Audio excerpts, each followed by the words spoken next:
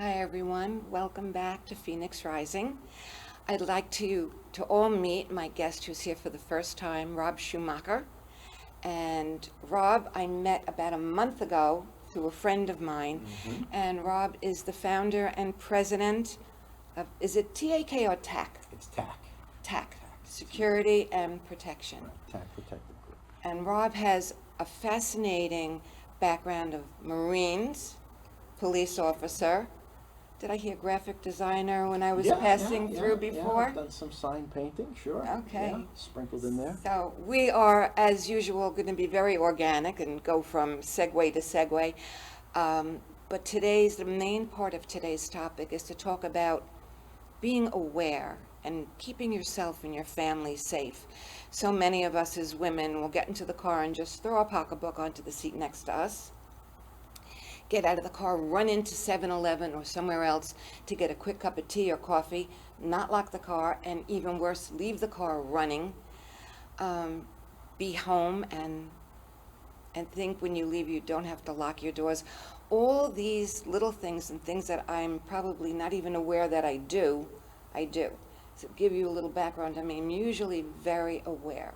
I live on a farm on the North Fork, and of course we won't say where because I don't need all company, but it's a very secluded place. I'm down a long flat lot, and my landlord's grandson and his wife and the baby live in a big farmhouse up on the other side of the driveway from me.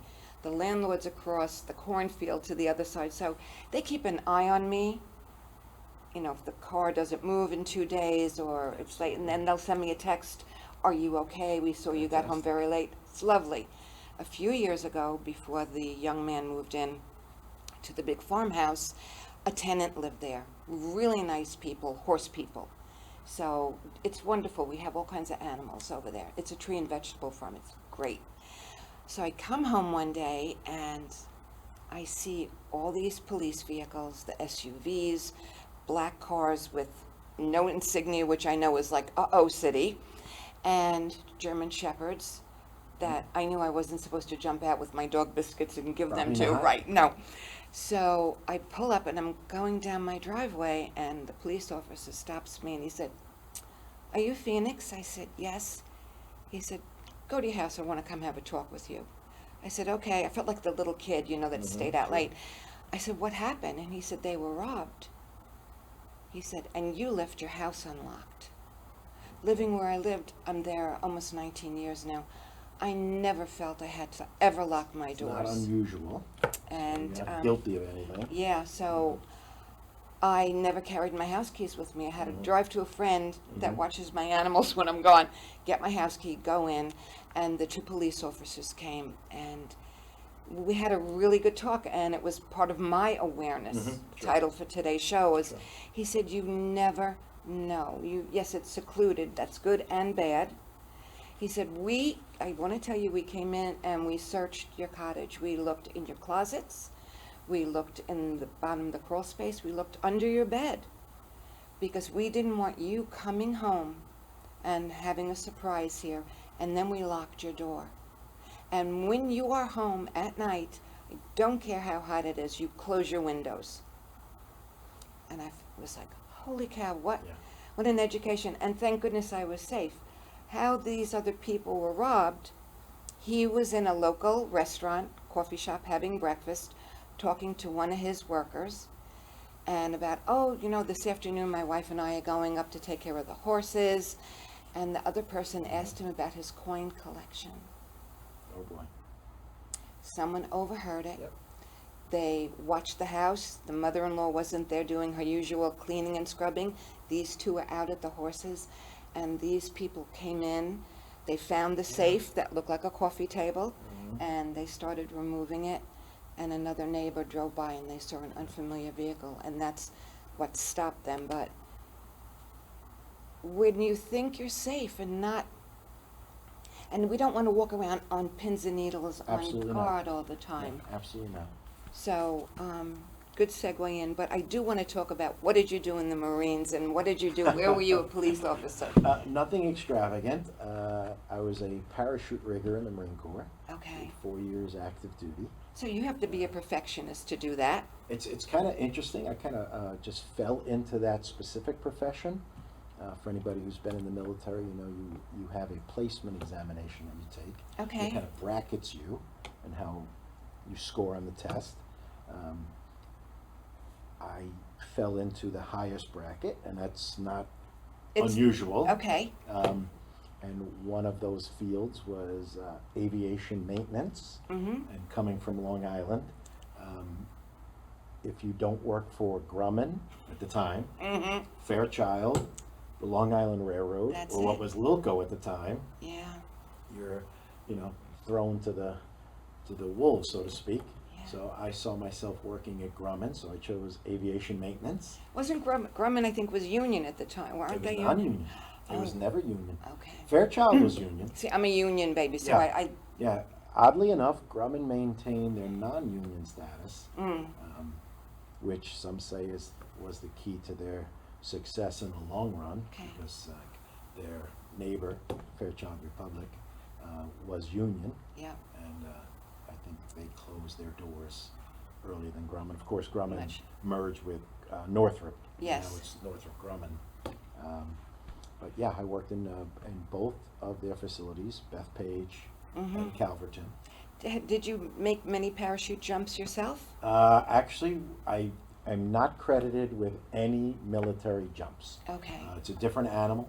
Okay. You have to have orders to be credited with military And not from your jumps. No. Yeah, so it's just kind of a coincidence I fell into that. I didn't join the Marine Corps to become a parachute rigger, but the Marine Corps told me what I was going to be, Okay. and it turned out to be one of the greatest, That's really great that you really enjoyed moments it. of luck, so Yeah. to speak. Yeah, Because it's you light fantastic. up when you talk about it. Oh, it was a great experience. Yeah. It was a great experience and an unusual experience. Yeah. It's not the standard story of the average I went to Marine. Paris Island and it was horrible, and I couldn't wait to get home. Well, that's an iconic place. That's another animal. Yeah. I look back at Paris Island, and I feel very fortunate to have been part of the old guard, so to speak, and went through the same barracks My that nephew was Marines there. of World War II went through. It's all different now. It's all high-tech, brick buildings. When my nephew was there, he said there were times that, he'd just be on his own at night or early in the morning. And he said, Auntie, it was just, sometimes when you think back, like you're saying, of who was here before me. Correct. And Yeah. what they had to do that we have the rights and the liberties that we have today. Yeah. I've always kind of separated myself from the, pat me on the back. I don't stand up at ball games when they recognize the military. Yeah. I didn't do it for recognition. Most of us don't. At least that's my belief. Yeah. But yeah, I definitely have reverence for those who stood in the footprints before me. Yeah. And again, I think of myself incredibly fortunate that I got to go through the old barracks that are now torn down and replaced Well, with, like you with said, all state-of-the-art high-tech. buildings. Yeah. Yeah. And so whenever I see old footage or old movies, I can actually say I walked through that Yeah. door. PBS, the Channel 13 and 21 have some great specials on them, as does Oh, yeah. LTV, Oh yeah. where yeah. we're sitting now. Yeah, Has great stuff. Yeah, I'm an old movie fan, so I'm Yeah. sure I've seen it. Okay. What is it? Movie Noir. I forget what channel that's on, but late at night, the old Okay. movies that were made before I was born. Yeah. So they're definitely before you were born. But Not they're, much, not they're much. really awesome. Just Yeah. really Oh, yeah. super storylines, Absolutely. beyond Humphrey Bogart, who Mm-hmm. will always be a part of my heart. I'm a big So fan. from there, you went to be a police officer.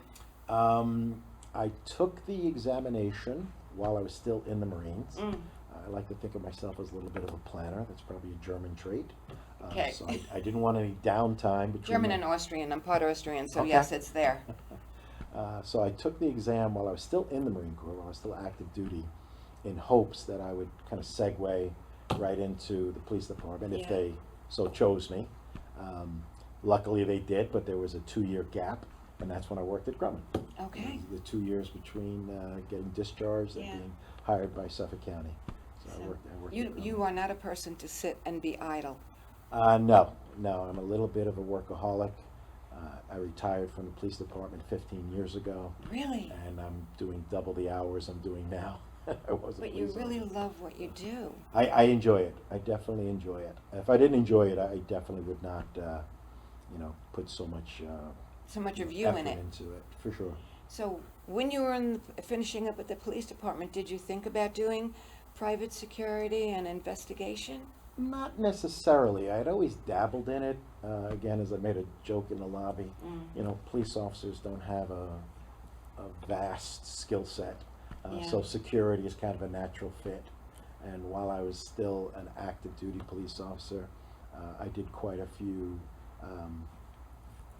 jobs in the security Right. field. It was definitely attractive to me. We did a stint for a couple of years, me and a core group of folks that I was with. We did a stint for a company that did primarily music. And that was, I'm a big music buff. Yes. So that too was not, a push for me to have to work off duty. Yeah.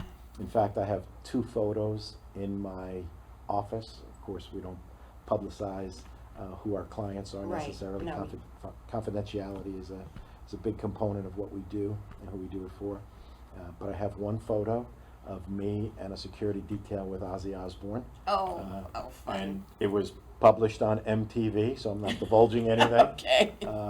But yeah, I remember distinctly when I got that call that, hey, you available this weekend? I might be. Right. Like, oh, we have a gig. Like, okay, keep talking. And he was probably such a down-to-earth, fun He was person fantastic. to be with. He actually asked for the photograph. Yeah. Because that's another thing that we don't do in this industry is we don't get too chummy with the client. No. We certainly don't, ask them for an autograph or a photograph. If they'd like to offer it to us, of course, we don't decline. Right. But it's one of those things that's considered a taboo. So we were kind of surprised when he said, give me all my It sounds so much security like him guys. from what you see. Oh, he was great. And he's just, He was great. he's a regular guy. He was fantastic. Yeah. He was fantastic. And the real kicker on that gig that totally put me over the top is they wanted us all on motorcycles. Oh, what as fun. part of the experience, because we pulled up to a record store. Okay. And that was the event. And they supplied the bikes? No, we all had, You had we your all own. had motorcycles. I've been, as they say, I've been behind bars since I was about 7 years. Okay. Those are handlebars. Yes, I understand that. Okay. I did ride. I didn't want you to think I I was did ride. My incarcerated. husband had a Harley. We had a beautiful full dress Harley. Uh-huh. And when he sold it, I didn't talk to him for 2 months. And the guy he sold it to felt so bad that he and his wife would come to the house every Sunday for about 2-3 months. She'd hang out and talk to my husband, and he would take me for a ride. Yeah. I loved the bike. Yeah. I had to stop riding when I became pregnant, and I just never picked it up again. Yeah. I haven't rode in a couple of years myself just because Long Island is not really conducive. No, To, and you find people motorcycling. that see a motorcyclist and they come right up on your back. Yeah, well, that's with anything. Yeah. We have, historically speaking, our roads are not the safest on Long Island. No. We have more of a congestion issue than most places. So it's, if you're in Florida, like I've attended many bike week rallies, and Yeah. it's a different animal. Very different animal. So that was the big kicker for the Aussie thing. Yeah. I was almost like, I'll do it for free. This is too And- much and fun. How do I get paid for It was this? a wonderful, wonderful experience. Yeah, So he was a very cool cat. that's really fun. Yeah. Lots of fun. So let's talk about, since we're talking about vehicles now, how do we stay safe in our vehicles? Say that there's a problem with your car and you have to pull over, or you take it Sure. from here, so, because Yeah. you're the professional in Yeah. this. Well, you always start with common sense, and we have such a lack of it today, it seems, although I can remember my parents telling me, you have no common sense, which Mm-hmm. I think I had some, but anyway. Yeah, so it's common sense. If you're experiencing some kind of mechanical difficulty on the road, unless it's an absolute dire emergency, like the car might burst into flames, drive somewhere public, lighted. Even if you know the area, drive to a local police station and whatnot. Yeah. And again, that's just common sense. I'm not making up anything that, is kind of like, A deep, hidden- dark a hidden secret. thing, Right, yeah. exactly. Pull off safely, Mhm. 'cause too many times, especially in New York, especially as we start to get west towards, the metropolitan area. Right. You always hear about some kind of tragedy on Belt Parkway, someone pulled over. Bell Parkway, Cross Usually Island. it's younger people, because younger people have a tendency to kind of like panic, and they also have a sense of complacency because of their age. Did you ever have that? Or did you? I know I did. Nothing. It's not going to happen to me. Oh, absolutely, Yeah. absolutely, and that kind of I'm invincible. that kind of lends itself to your opening story of the burglary that occurred to your neighbors. Yeah. We have the luxury of living here. We're here because we chose this area, Yeah. but this luxury also breeds complacency. And Mm. that's where we don't lock our doors, we don't lock our car. Sometimes we leave valuables in the car. The local police departments right now are pressing a vigorous campaign because we were, for the last couple of years, victims to a organized stolen car ring. I believe they traced them to the New Jersey area, but we made it easy for them because of our complacency. Yeah. They were finding cars unlocked, so if the car is unlocked, obviously you could take whatever valuables are in there. If you're a professional, which these folks were certainly professionals, they know how to start the car without keys. Without keys. Right. I don't think I had said to you. I said something to the gentleman that introduced us, and it's not that many weeks ago. I was at Target in Riverhead, and maybe I go there once a week, every other week. I always park like facing TJ Maxx, whatever. It's easy to find the car, and I had seen this young man before. This time I wasn't facing TJ Maxx. I was in the ones that face nose to nose, and I do look, maybe not as much as I should, so I need to bring up my awareness.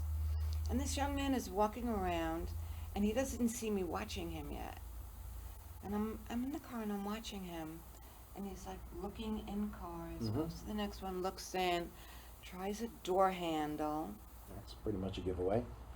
And I'm like, interesting. And I had seen him before, but I knew he was going in between. I'm thinking maybe he's lost. I didn't want to assume the worst. Same guy again. And then he sees me looking at him, and I figured, you could kiss my foot. I'm going to let you see me staring at you. And I'm looking at him, and I'm looking at him. He goes to the next car, and he looks, and he sees me looking at him.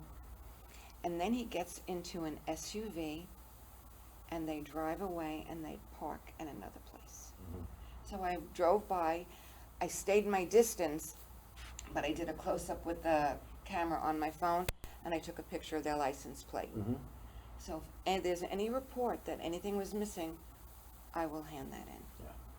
Well, bad guys are like water. They take the path of least resistance. So when you're in a large public parking lot, if you've got 500 cars in that parking lot, there's going to be dozens that are vulnerable, doors unlocked, That many. valuables in plain view, et cetera, et cetera. So that goes back to where we started. The basic general safety measures that you can take is don't leave valuables in plain view. Doesn't mean that they're not going to break into your car regardless. Right, and you But reminded me they the may other move day. on to someone else. As soon as you get in your car, lock your door. You said that to me Yeah, the other yeah, day. absolutely. Especially, when you're in motion, because there are red light opportunities for bad guys in congested areas. Not necessarily here because our roads aren't, that tight. But when Right. you're in New York City, if you're sitting at a light and you're very complacent and you're focused on the light or the car in front of you, you don't even notice, or you may not notice, the folks standing on the curb right next to your car, only Yeah. feet away. If they see a handbag sitting on the passenger seat, there's nothing to prevent them from just grabbing the handle, and most times it will be open. So there they are, boop, door's open, handbag is gone, Right. they're down the street, what are you gonna do? Or, boop, open your door and say, lady, get out of your car. That happens too. Carjacking is way, way up right now. And there's all kinds of reasons for that, I suppose. So. It's really, and there's, like you talk about common sense, so much of it is just bottom line common sense. Yeah. On Channel 12 News, earlier this week, right around the 4th, there's a young woman in her 20s, left 3 little children in the car, Green Acres in Valley Stream, I remember those days, in Valley Stream, and she left them in the car, they said 3 to 4 hours. Oh. 3 to 24 hours. Yeah, that's unusual. You know, And somebody unfortunate. reported something, thank goodness someone Yeah. reported, the police were there to Mhm. meet her when she came out. Mm-hmm. But how do you forget you have your children in the car, or how do you purposely do that? You know, and people have driven off with children in the car, stolen your car, Oh, yeah. with Yeah, children, we hear pets, about that every now and your then. grandmother in the car. Yeah. Okay. They don't want this grandmother in the car, though. Not at all. Yeah, it happens. If it can happen, it will happen. That's the bottom line. Yeah.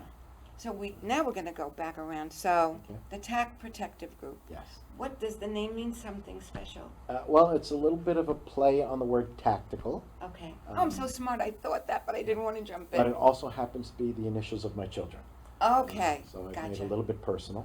Yeah. And if you look at the logo, you'll see that there is a 2 above the T indicating squared. Okay. Which had 2 children named With the who T. start with the letter T. Okay. So You're so clever. got a little, slick Yeah. with that. Yeah. All right. Conception. Yeah. So How long ago did you start it? 7 years ago. It'll Okay. be 7 years in September. Went off on my own. The opportunity arose, and as they say, you have to seize the opportunities that present themselves to you. Yeah.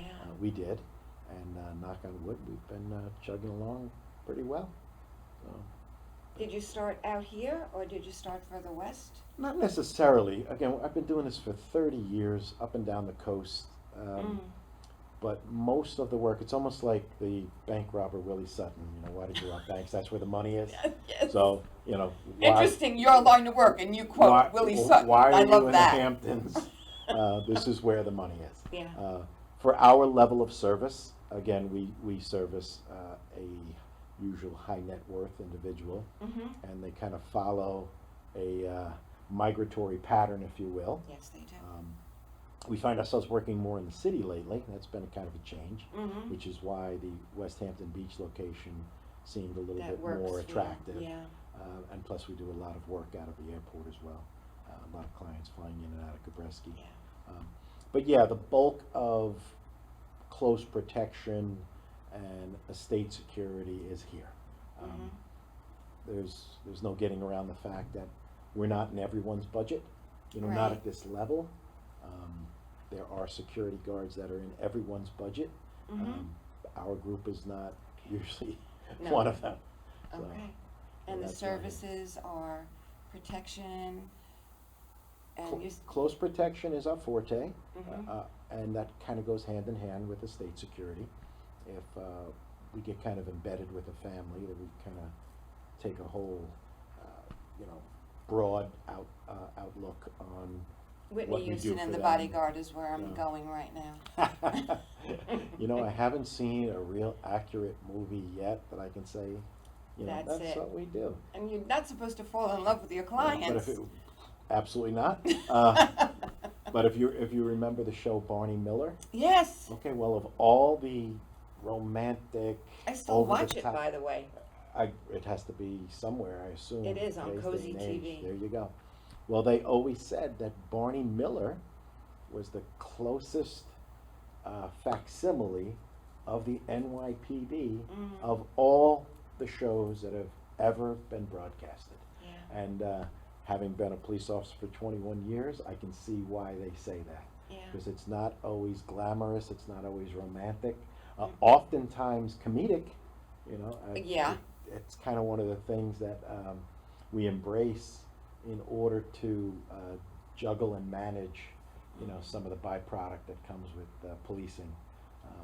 But yeah, I haven't seen a movie yet, other than maybe what is it, Ryan Reynolds, the something about body. It's got bodyguard in the title. Yeah. But I like the comedic side of it. I don't get Yes. too focused on what they try to tell us the industry is. 'Cause There it's has to be far from humor that. in everything. 100%.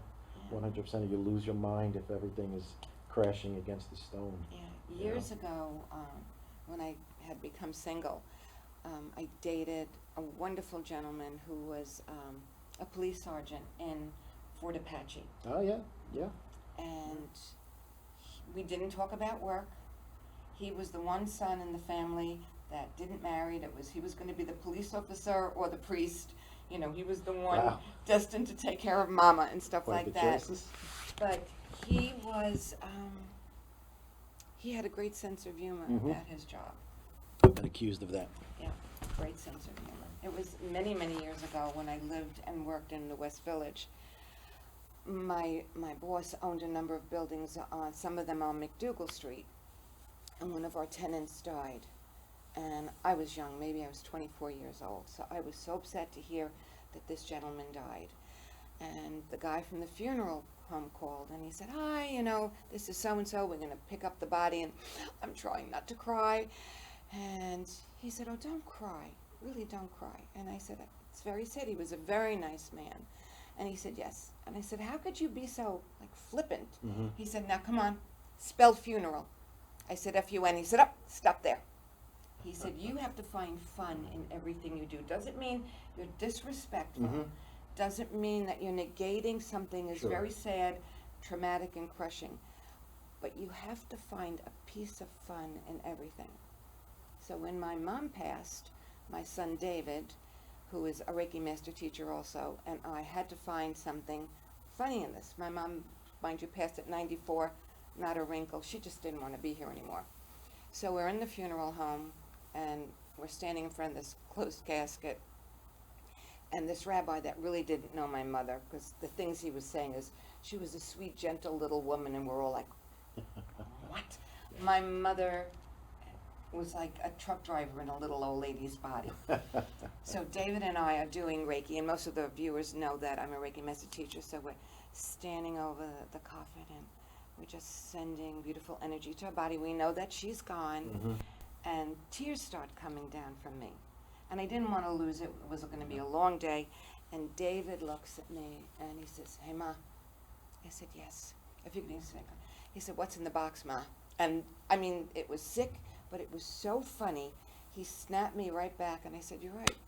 Not your grandmother, that's Right. for sure, Right. The vessel. So we just, to find humor. Yeah. And it didn't negate anything. Of course, that rabbi thought we were both crazy, rude, and disrespectful. But too bad for him. He doesn't know how to fun at a funeral. I know, folks, I'm offensive all the time. What can I tell you? Personal security. Yes. What can we do? And I love the notes you sent me for in our homes, a place of work. Mhm. So when I'm not where you know me from, I'm in my office all Mhm. by myself in Riverhead. Are you familiar with the old post office in Riverhead? The old post It's office. off Roanoke and West Second. It's a real magnificent old red brick building. I think I should. You're going to have to take a scoot by them Okay. one day. I'll let you know in a minute. I'll give you a Mhm. tour. So it is a very old building, 1800s or something, and the new owners renovated it. We have skylights with brass fittings. We have marble floors. Let me guess. Turned it into a restaurant. No, Oh. Okay. it's different suites, small suites of offices. So I do Reiki okay. hypnosis there. There's a mental health therapist next to me. There's a number of people that offer beauty salon services, all very close, very quiet. We have 2 conference rooms. One of the conference rooms, which might be of interest to you, they took the original safe door, encased it in plexiglass. Wow. So when you're sitting, I do prosperity workshops in there and other workshops in there. When you're sitting in there, the gears and everything are Yeah. right up there. So they really took advantage of all these little pieces. They still have some of the really old mailboxes Yeah. on the wall Yeah. with the brass handles. Sure. Yeah. So I have when several I'm of those there, we now have a locked door policy. Mhm. No one comes into the building unless, sadly, someone holds the door for you, Mhm. or that my clients have to text me and say, "I'm here." And I don't give them the code. I go to the door and I open the door. It's a locked building. But say at night, and some of these people that have the beauty salon services, they're all cash. And one girl brings her dog Very with her. attractive, Sure. And one girl brings her dog with her. Mhm. What I do in the winter is I leave with my last client, because the parking lot is in the back and backs up to not where you really want to be. So any things like that, like when we leave work, whether it's light or dark out, because they'll come and get you in the daytime too. 100%. We'll have some forethought, like of where you park when you arrive, because you may arrive at 8 o'clock in the morning and you're I not do. going to leave till 9 o'clock at night. So you're not going to have daylight on your side. So Right. know where you park, how you park. Have your keys readily available to you as you walk to the car. But we go back to that common sense and situational awareness. There's a reason that the hair still stands up on our arms, why And we the get back of goosebumps. your neck too, yes. It's a gift. Listen to that gift. It's telling us that something is amiss, and you should pay attention to those signals. Don't disregard them. As human beings, and there's been studies on this, we are more apt to put ourselves at risk than injure someone else's feelings. Oh, you're so right. If something doesn't forbid feel we right, hurt- a don't wanna hurt your panhandler, if you will, we would rather take the risk of, again, putting ourselves in harm's way than possibly hurting someone's feelings. And you have to get over that. Okay. I'm a little bit, I don't want to say aggressive, but I'm very curt when I'm in a metropolitan scenario, such as New York City. I don't make eye contact with people. In nature, there's Oh, only I've got so much to learn from you. I am the butterfly, and I'm like, oh, Yeah. here's $3, and my sons will pick me up almost by the elbows and Yeah. say, Ma, you can't do that anymore. Right, sure, yeah. In nature, there's only two reasons to make eye contact with a stranger. And one of them is fight, and the other one is the opposite of fight. Right. So unless that's Coochie-coo. unless that's your intent, be standoffish. Okay. Be a hard target. Don't look like. Here's the thing. Again, we're going to talk about New York City since we're in such close proximity Yes. to it. I'm in New York City all the time. Who gets targeted most in New York City? Tourists. People. This is not their land. They walk around looking like you don't know exactly where glazed you are. eyes, like, oh my God, look, it's the Chrysler Building. The bad guys look for that. They know you're automatically vulnerable. The typical New Yorker. Unfortunately, we have to also get out of our phones. We are I see obsessed that every with our time that I phones. go meet my son in the Yeah. city. It's like people are walking, Yeah. and they're just not even talking. They're Oh, yeah. just Yeah. That's oblivious, and we need to correct that. There's countless incidents, and even caught on video, where people are walking into traffic or a train, Yes. even, or off a cliff, to get that perfect selfie. That is a relatively recent phenom that we're still coping with. But yeah, you don't want to be the person staring up at the tall buildings, and you don't want to be the person staring at your phone all the time. You have to be aware of your surroundings. But I'm always a little tepid with instilling paranoia into people. We have to have a balance in our life. Like, you have a specific personality. You are who you are. If we were to restrain you to an uncomfortable level, then you would not get much joy out of your everyday day-to-day life. activity. Maybe because I did live in this city for so many years, and I loved my Greenwich Village and my East Village life so much. So maybe and I am aware, I do follow that gut instinct, but when I go into the city, I walk around like I own the place. There you go. And I get irritated. Move away from me. I am, if there's somebody playing music on the street, I will, if I don't have to open my bag, I will put money in. If someone is trying to, get food, you're making music for the music, definitely. But otherwise, move away. Yeah. And Even bad when guy- I drive in the city, get out of my Yeah. way. Well, it's a predator-prey relationship. It's, the New York City setting is like a National Geographic. It's like being in the Yeah. Serengeti. We don't know why that antelope picked his head up out of the drinking hole, but he does. He feels something. Yeah. He senses something. So the bad guy will look for that as well. And if you walk through, I've been here before, I know who you are, I know what type of person you are, I know where I'm going. Don't hassle me. You make yourself a harder target. Now, sadly, they're not done. Okay, you're the hard target. Where's my soft target? And if they we'll can't keep get you, going. they'll still try for me. They might, depending on their level of desperation. Drugs don't will ride the definitely make them trains desperate. anymore. I haven't Yeah. been on the trains, Mm-hmm. my goodness, for a while. And what got me is not so much, because there wasn't that much violence in the subways a number of years ago. What got me was I was having trouble. I had just gotten out of crutches and a what do you call a support thing on my left leg. I had cracked my knee, which was fun. So I couldn't go down the stairs and up quickly enough. And I said to my son, I'm just afraid someone is just going to knock me down because I'm not going fast enough. Right. Back in the day, I'd run up and down those steps in 3-inch heels. So, and then all that violence and people just coming out of nowhere, shoving people into the train tracks or whatever. So it's... Yeah, that's another issue. That's a mental health issue. That's not a Yes. criminal issue necessarily, although Right. it is criminal. But that's not for any gain other than No, there's there's something wrong. so right? wrong. But we have to be aware of that as well. You know, Right. I am never one, and I'm not a big city dweller or traveler, but I will not be standing next to the tracks as the subway Oh, pulls no, in. I never did, I'm even fine when I with my lived there. back against the wall, and I will react, when the Yes. train pulls in. I don't need to be the first on the train, unless I'm going to a Led Zeppelin concert and, they're That's running it. out of seats, but That's it. I don't think Led Zeppelin is touring at the moment. Not at Pun the intended. moment. Not at the moment, no. Yeah, it all goes back to situational awareness and common sense. Yeah.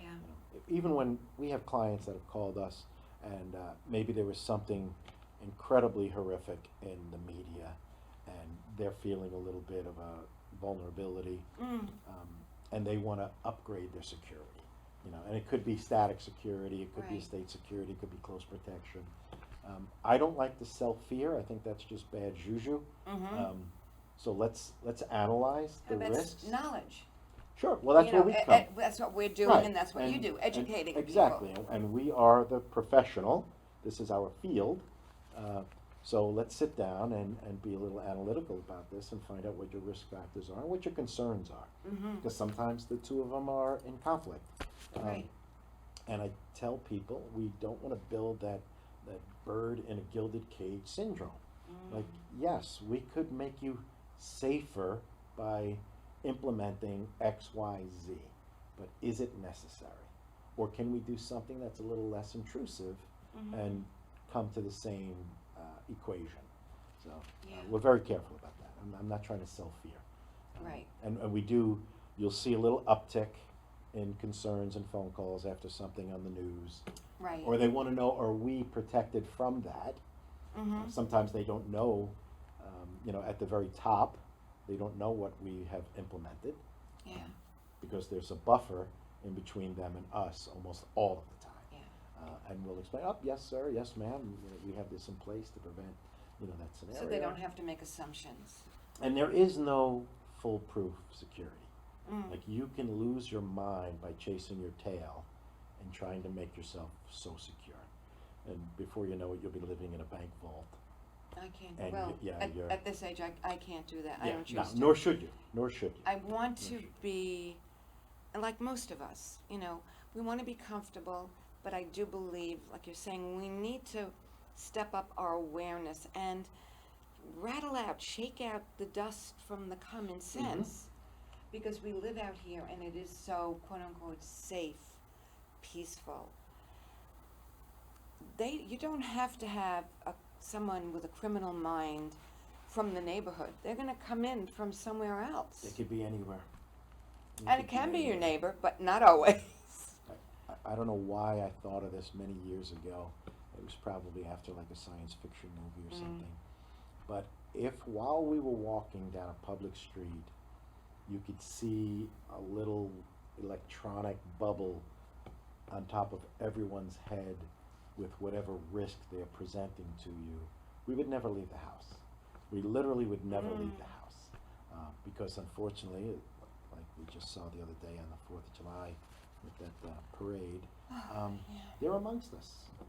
This is just, I don't want to surrender and say this is one of the things we have to live with, because we shouldn't have to live with such a thing. But you never know who is around you. You do your best to mitigate, You know, Right. you make sure that like, oh, maybe we won't stand so close to that person. There's something off about that person. Mhm. And but when I say off, like with the, you know, the awareness that we've had to live with terrorism and whatnot, we are at a lot of assignments that we are looking for someone who has maybe a thicker coat than the average person this time of year. Or You know, is, why it is looks, that? Does you he know, have- has well, this. that's a thing too. Again, that goes back to predator prey. Mm. You can certainly pick up someone's tells when you're looking around unnaturally. Like, what are you Yeah. looking for? You're suspicious of something. Um, Explain to people what a tell is. a tell, just like a poker player. Right. You know, we can start at something as simple as A what cough. police officers call. That's more of If an someone, if you're interview or questioning someone, interrogate. Right. That's and more they're of like, an interview or interrogation. yeah. But another easy tell, and I'll take it down to the street level, is when someone's carrying a firearm. If that person is not carrying a firearm, you know, day to day, it's uncomfortable for them, and they may check their waistband, or they may have a droopier pocket, and we call that a hitch in police jargon. That's a hitch. Oh, now I learned something. Yeah. It's a So hitch. if you Hey see man, you got a hitch. if you see someone, you know, like oddly adjusting their waistband, that's something to pay attention to. Okay. Now, does it mean that he has a firearm? No. Could mean his pants are But too it means loose. there's more of a chance that he's got a firearm than someone who's not hitching, so to speak. Okay. Yeah, and you can get all the way into interview and interrogation, and that's The whole we other could thing. spend hours on that. What about, I do not carry a firearm. I do not own a firearm. I don't even know that I know how to shoot one. Mhm. What is the opinion of women or whatever, whoever, people of sound mind, carrying something like mace? Mhm. Or is bug spray just as effective? There probably are some bug sprays. I've had some bug spray in my eyes that I thought I was being maced with. Yeah. Um, When I went Yeah, to it's- Africa, we carried these bug sprays, DEET, whatever, uh-huh. that you definitely did not want that anywhere near your face. I'm going to segue quickly just Yeah. because you opened it up. But one of the oddest things that I thought, like day 3 in Paris Island, they said write to your moms and your girlfriends and have them send Avon Skin So Soft, Yes. which, unbeknownst to me at that time, is some kind of a accidental bug repellent. It is. And I can tell you, when that's in your eyes, it's dramatic. But just like anything, if you're going to take a physical approach to defense, if you're going to say, I'm going to carry a gun, a knife, mace, and there's all kinds of monkey paws, there's all kinds of devices. Monkey paws? Yeah, it's actually What is that? it's a piece of encased lead in leather and whatnot. It's small. You can carry And it you on your bop somebody keychain. with it? Yeah, absolutely. But you have to know how to use it, and you have to be For willing me, to use it. You have to be educated in how to use it because Mhm. someone like me, Mhm. if I had a gun or a knife, Mhm. could be taken away from me and 100%. used against me. That's where I was leading to. You have just introduced a weapon into the scenario. You have. You brought it here. Yeah. Now you have to retain it. You have to be able to use it effectively, and you have to retain it. So if you are unskilled and unwilling to do so, then you're probably better off counting on your feet. Or your and- knees. And there's always, well, that's again physical confrontation. Yeah. The natural reaction and your first Run. reaction to get the hell out of there is remove yourself from the scenario and just keep running. Yeah. But that's where the Second Amendment issue is today. Do we want a society where everyone's carrying a firearm? Probably not. Just for those facts that I stated, that not everybody is willing to use it. Not everyone is trained to use it. Just because you qualify to have it does not mean it's going to benefit you Yeah. in a scenario. I always used to say, as a police officer, I was a training officer, when we show up to a scene, and if it's a hot scene where there's going to be, 8, 10 more police officers, I always used to tell my young officer next to me, well, I can guarantee you this, there are 10 handguns at this scene. Mm. Like, act accordingly, because they weren't here before we got here. Yeah. you know, and we have to make sure that we're all properly trained in their usage, responsible usage. That's one of those things that have to be considered when you're looking at the Second Amendment issue. Yeah. Obviously, most of what we do is Very hot armed, issue right now. but almost everyone, down to the man or woman in our company, is either a police officer or former military personnel. So, Well, if they ever need stress reduction, have them contact me. you know what? We're actually taught that in the police academy, believe it or Yeah. not. I'm sure they're probably doing more of it now. But when I joined the police department in 1987, part of the block of instruction was meditation. It's so important. And I appreciate it more now than I did Yes. then. But I still practiced it when I could. I did workshops before Peconic Bay Medical Center it was Central Suffolk, Mhm. which we, I remember that. those of us that used to work there used to call it Central Slaughter, which was not nice. Every local hospital has a derogatory name, nickname has to the a locals. name. Yeah. And I felt very blessed, I still feel very blessed that I was able to do it, to do stress reduction workshops. Mhm. They would have Wellness Week, Mhm. and there was maybe it was at the East Wind we used to do it, one of the local hotels, and they would rent the different conference rooms. And I was amazed the first time I did it.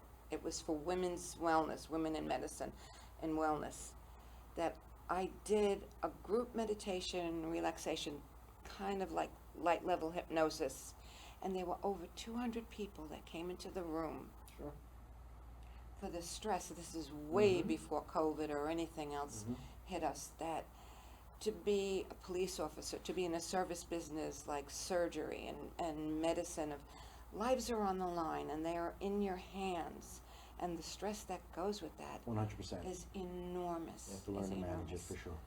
Yeah, the cardiologist that was giving the lecture in the next room wasn't too happy with me because I think he had a dozen people.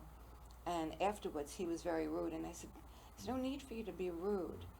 People need to decompress that pressure. You're in surgery for 4, 5, 6, 7 hours. You need to find a way to release that. You need to find a place to exhale. Well, I think we're at a much better place now than we came from, and I'm going back hundreds of years Yeah. in recognizing stress and knowing that we need to manage it, which is why the term has changed throughout the years. You Yeah. know, now we're at PTSD. You know, it used to be even cowardice at the time to even talk Yes. about that, you know, something is weighing on And men me. go for shell shock, et Right, cetera. shell shock, or Right. especially if you're a man. A man Sure. to go for therapy, 100%. a man to reach out for any type of mental health Mhm. care Mhm. was, oh no, you Right. never talk about that. My fiance, who had passed away a number of years ago, he was in the recovery field. He was a substance abuse counselor. And we were from different ethnic groups. He was African American, and I'm a Russian, Polish, Austrian that has a big mouth. And there is a very big difference in the communication. Historically, black men never really made so much direct eye contact with white women, and not as much as like you and I talk, you look, and you look away, whatever. And I said to him, you don't look at me when you talk to me, the whinies. Yeah. So he said, honey, I'm not even aware of it. So we found this counselor, and funny enough, she was just like a miniature Dr. Ruth, accent and all. I said, are you okay with going to a little white Jewish lady whose feet don't even reach the floor? And he said, if she could help us get through this. So much of it was communication skills. Yeah. And we have to realize that in our society, we are a melting pot, even out here, For sure. to understand that we have different ways that are our foundation, Mhm. and not just from how we were brought up, our parents and grandparents, and how demonstrative are you? Are you comfortable holding back, reaching out? Maybe Mhm. the person you're talking to is not comfortable with this. Yeah, there's so many hurdles, and Good one- thing one of the- you're very shy, and you have a hard time talking. One of the hurdles, or at least things that we should take into consideration when I'll talk about police work, in general, is cultural differences. What could be offensive to them is not necessarily offensive to you. Like, for instance, the way I'm sitting. with my feet, like that. And That's offensive to some to cultures. some, yes. And then you get to the patriarchal and the matriarchal, like don't speak to the woman if the man is in the room, like so you have to. There's a whole slew, and we're probably never going to get it all right, but just that you're aware of it, and maybe you can Yes. stop yourself, from making those mistakes, or at least pulling out of that scenario if you've, put too many toes in that pool. Like, Yeah. okay, let me back up a little There's bit. so much. 100%. To have pull information from Yep. so much. Yeah. So, believe it or not, an hour's almost up. Is that right? Yeah. Wow. Okay. So, would you tell people how to get in touch with you? And will you come Sure. back on the show and talk some more about If you awareness? so invite me, yes. I will invite Uh, you. That I promise you. Yeah, no, it's So, been a pleasure. how do people Uh, find you? You have a website and We have a website, tacprotectivegroup.com, and again, TAC is TAK. We have an active Instagram as well, TAC Protective Group. okay. Um, I'm gonna have to do that because I'm new on Instagram, so I'll have to. yeah, I'm not very I know you versed have. at I know you have. You have help with as that. well. So I take cues from my younger generation. It's not my thing. I hear you. But apparently it has to be our thing because I resisted it for a while. My granddaughter, who is now 27, I remember when they lived up in Hudson, New York, which is a great town. She was maybe 5, and we were home. Her dad is a chef, and so we were home and hanging out, and she's on her computer. And I'm like, how'd this happen? Here's this little muffin who knows so much more than I do. Oh yeah, well that's the generation they grew up with that. But now that you've mentioned it, because if we're going to talk about security and awareness and whatnot, Yeah. social media and the computers Mm. is such in the forefront of what we're doing right now. People you know, put too much information Oh out my there. goodness! I mean, professional burglars, and that's kind of an oxymoron of a term, but there are professional criminals. There's no getting around that. They would stoop so low as to look up funeral arrangements in the published paper, Oh my God. where they know your Yeah. house is going to be I vacant. forgot all about that. Now take it to another level with social media, where people are posting in live time that they're at a restaurant with their loved one. Oh, guess what? I can just scan your page, and I can probably I know where you live. exactly probably find out your address. I mean, I forget who it was now, but I mentioned it in some kind of presentation I did a couple of years ago. There was a celebrity type who had a stalker, which that's not terribly unusual. Right. This stalker, through nothing but her photographs on social media, was able to glean her home address. And he did it in a way that was astonishing. He was looking at the patterns in the sky, reflections in their sunglasses. And this He could person, have taken his brilliance elsewhere. well, but yeah. that's the fine line. Yeah, so we definitely have to have an awareness when it comes to Yeah, social when you media. come on next time, let's talk about Yeah, Facebook, sure. Absolutely. Instagram, Absolutely. Twitter. Hmm. Yeah, we have All of professionals. those. I can't pretend that I'm a professional or a source of knowledge in every arena. But it I will manage help. it. It will help people understand what not to put on Facebook. Sure. Well, the old adage, and I grew up like this: if you can't talk about it at the dinner table, you probably should not be putting it, out there for the public. That's right. And that could be conversation, photographs. Some of the photographs, Rob, Oh yeah, yeah. We deal with it constantly. and TikTok. We deal with it constantly, and there's no getting that back. Once it's out there, it is out there forever. And people steal people's identities. Oh, that's another That's issue. what is it? Made more Catfishing. right. I was going to say sword fishing. No, Yep. no, it's catfishing. Sword fishing can be pretty dangerous too. Yes, I've seen it some can, YouTube definitely videos. can. Yeah, Uh, but just I will you not be know, killed in a sword fishing accident, by the way. So, if ever I am, be suspicious. I will be very Be suspicious. because that's not my thing. No, not my thing either. No, I will eat them. Yeah, I'm pretty sure I've had a swordfish steak, but I Yeah. guess I could choke on it, and that would be less. No, that would be suspicious. terrible. No, But if I poo, get poo, poo. skewered We're not by doing one, that. in Key West or something, there's something amok. So it has been an absolute pleasure having pleasure. you on. Thank you. Thank you so much. You're quite welcome. If you would like to get in touch with Rob, so it's TAK Protective Protective Group. A Group. little longer than the And average. I know it's on Facebook, because I liked you on Facebook already. Is that right? I'll Yes. have to look that up. Yes, I did like you on Facebook. We have shortened the address lately to takpg.com. Okay. takpg, the protectivegroup.com.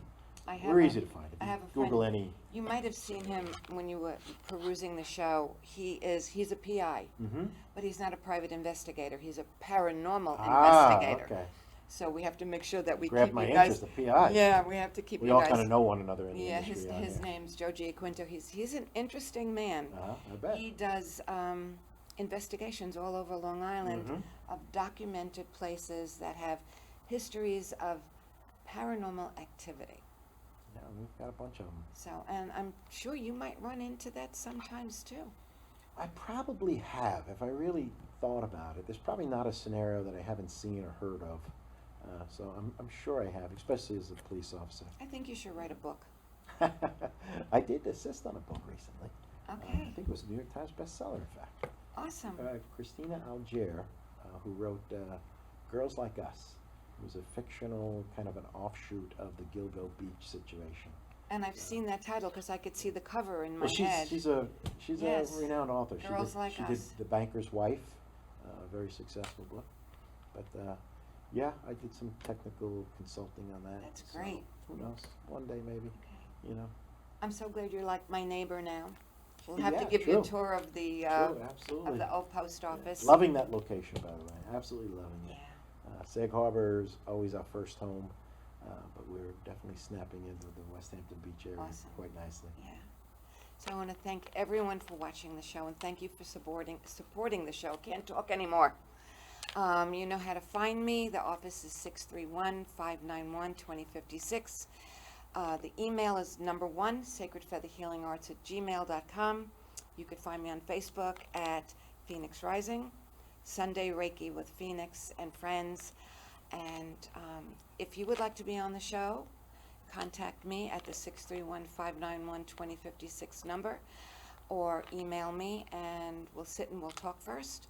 And I want to thank you all. Everyone here at LTV is really great.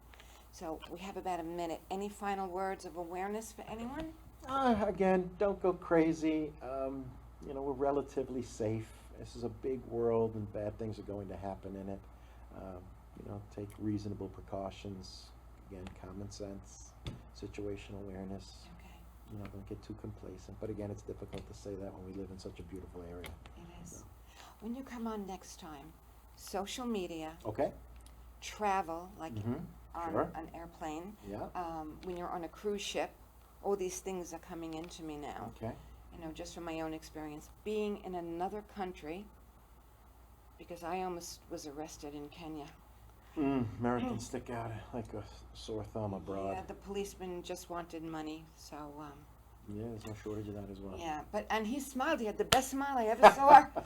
And the friend that was living in Kenya at the time, she was driving. The day that we said, no, we don't need a driver, won't do that again. So, be safe, be aware, take care of yourself, and close your eyes for a moment. Take a nice deep breath. Bless you. Thank you. We're out, kid. Pleasure.